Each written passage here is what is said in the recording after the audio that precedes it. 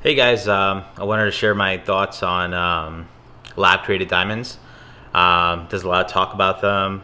They're relatively new, and you know, I always look at when you're buying something of great value, what the resale value is, and I think the biggest issue I have with them is that there's not really a resale value.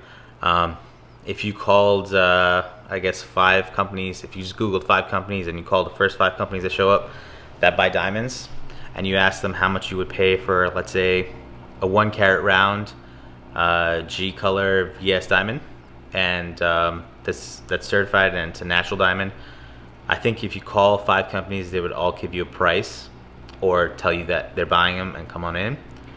If you do the same thing and you Google diamond buyer and you search for people buying lab created diamonds, most people would either say they're not buying it or saying that there's not a value, and or they don't know the value. That's the other option I got to. I called about 25 different companies locally just to see if anybody was buying and if I can kind of create a secondhand market and see what that would look like.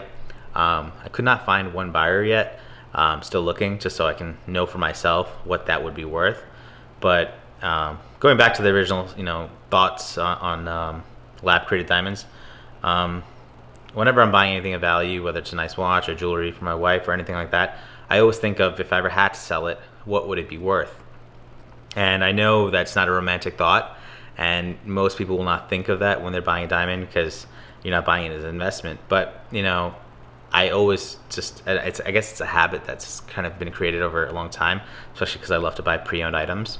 And I think that's a big concern, is to know that there is no real secondhand market right now. And I think as technology improves, and the tools needed to create those lab created diamonds become less and less expensive, instead of having that stone being 5,000 right now, would be 4,000 and 3,000, 2,000, and then maybe even $500, or maybe you'd even be able to buy that machine to create your own diamonds one day, kind of like arts and crafts project. So I definitely think lab created diamonds have a strong concern when it comes to secondhand value, and for that specific reason, I do not recommend them to my clients.